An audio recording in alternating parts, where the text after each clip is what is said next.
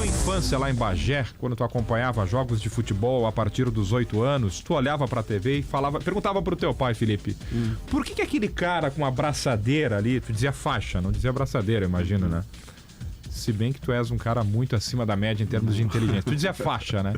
Ele fala com o árbitro. Porque a gente aprendeu que o capitão fala e, em tese, por falar e ter essa liberação, entre aspas, ele não é amarelado. Essa normativa, ela muda um pouco. Ontem o Inter mudou 3 vezes o capitão.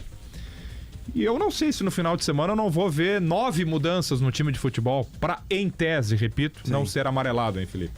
Essa é a grande discussão do pós-jogo Inter e Cruzeiro ontem, né? Empate em 0-0. E, ao mesmo tempo, abre a quinta-feira também com resquícios desse debate, dessa discussão. O que aconteceu? O Inter, após o jogo, através do Roger Machado, técnico do Inter, e do José Olavo Bisol, vice-presidente de futebol, expôs que recebeu um e-mail às 4h30 da tarde com orientações dessa normativa da FIFA de que apenas o capitão da equipe poderia se dirigir ao árbitro. O Bruno Arleu de Araújo, antes da bola rolar, também reuniu os 2 capitães e deu essa orientação. Só vou receber falas dos capitães. Só vocês podem falar comigo. Os demais serão amarelados. Isso é uma regra que, inclusive, existe no rugby. Eu cobri rugby, alguns jogos de rugby. Isso, só o capitão. Lá em Bento Gonçalves. Isso, tem que se dirigir ao juiz como senhor. Sim. Mas isso está na regra do rugby. O futebol tenta aplicar a partir disso, essa normativa da FIFA, ela entrou em vigor nos Jogos Olímpicos, no futebol, né, presente em Paris, e a partir de agora, no início da temporada europeia, nos campeonatos nacionais que estão iniciando agora lá. Então, iniciou um novo campeonato com uma nova normativa da FIFA, uma nova orientação. Essa orientação chega em meio à disputa do Campeonato Brasileiro. E os clubes, segundo o Inter, estão sendo avisados. O Inter foi avisado no dia da partida. E essa é a reclamação do Inter, que não deu tempo de orientar os jogadores. E aí, como o mercado, e ele explicou na entrevista, como ele foi amarelado ao reclamar com o árbitro, ele tirou a braçadeira e entregou pro Fernando. Depois o Fernando foi amarelado, então ele tira a braçadeira e entrega pro Bruno Henrique. E aí aconteceu um rodízio de capitães. O curioso disso é que a gente vai ver mais de 3 trocas, né? Possivelmente daqui a pouco vai ficar uma coisa assim, todo mundo vai passar pro outro a braçadeira sob pena de ser expulso.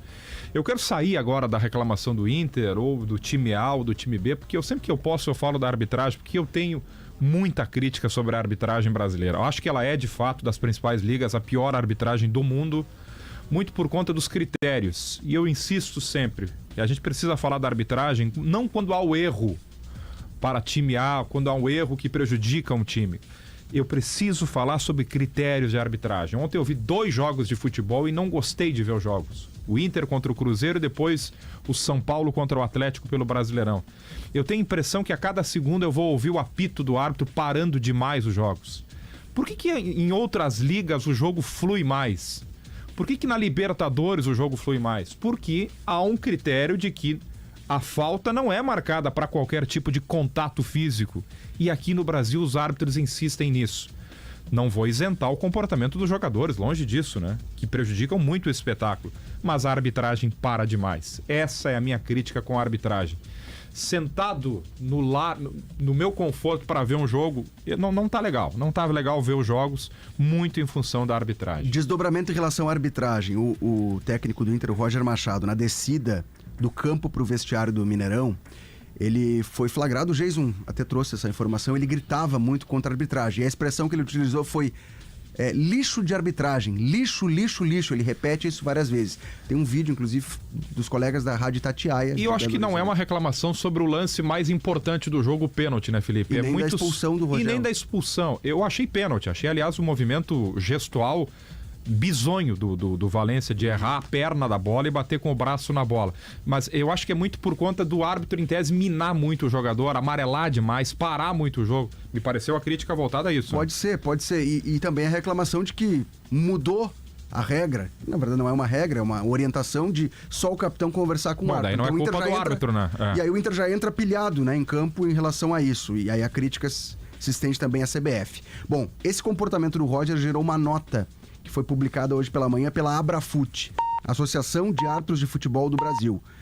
A nota é um pouco grande, pouco extensa, mas eu vou tentar ler aqui rapidamente. É lamentável que algumas pessoas acreditem que o xingamento, o uso da palavra chula, grosseira e sem educação atraiam mais atenção do que as pronunciadas com gentileza e boa educação. O técnico do Clube Internacional, Roger Machado, ao final do jogo de ontem, Cruzeiro e Inter, passou pelo túnel com toda a sua ignorância, falta de educação, de forma grosseira e estúpida, chamando a arbitragem de lixo, lixo, lixo, por várias vezes, dizendo que a arbitragem foi uma vergonha. Vergonha é a falta de respeito, é o desacato, é o insulto, é o atrevimento, e a nota segue. Lá no final, a Abrafut não vai deixar passar essa atitude vulgar como algo corriqueiro e aceitável, pois esse péssimo exemplo não pode representar o futebol. A associação tomará medidas cabíveis e lutará sempre para desmistificar a ideia de que no futebol vale falar tudo, inclusive ser insolente e abusivo.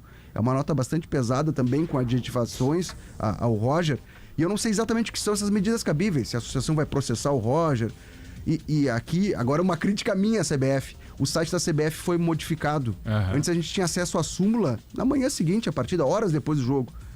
A gente não consegue mais ter acesso. Tu não consegue acessar a tabela do Brasileirão no site da CBF. É verdade. E, consequentemente, os documentos das partidas. Então, a súmula não foi divulgada. Para a imprensa, para os clubes, não foi divulgada.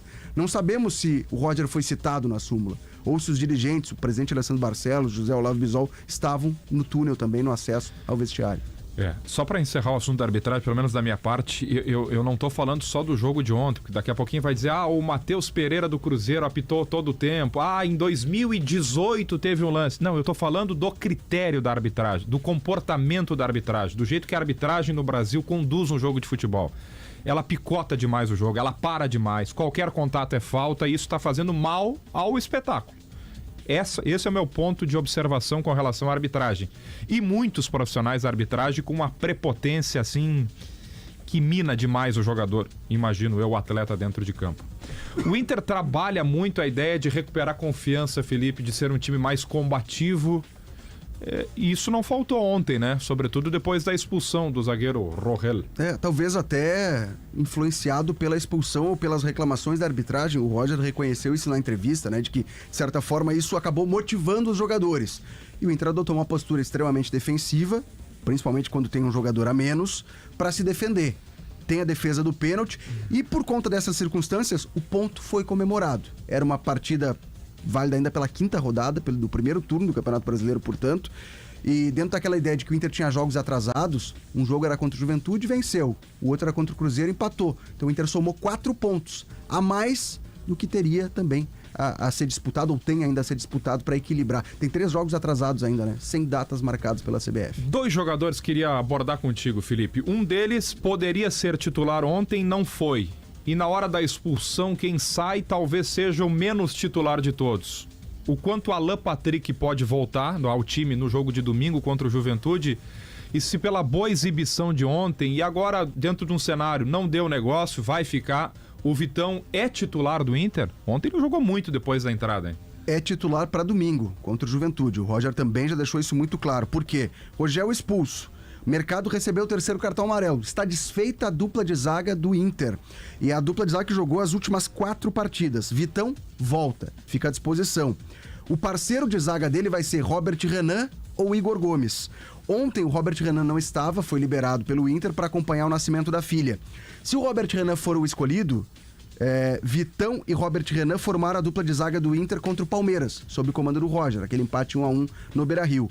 Se o escolhido for o Igor Gomes, vai ser uma dupla de zaga inédita. O Igor Gomes começou 2 partidas como titular sob o comando do Roger. As 2 contra Botafogo e Atlético Paranaense, improvisado como lateral direito. E o Roger até explicou recentemente que não pretende mais improvisar o Igor Gomes, porque um jogador com a característica dele não estava desempenhando o que ele imaginava para a lateral direita, por isso o Bruno Gomes foi improvisado e até as improvisações devem acabar. O Natan foi contratado para isso, para chegar e tomar contra a posição, mas essa é uma primeira dúvida.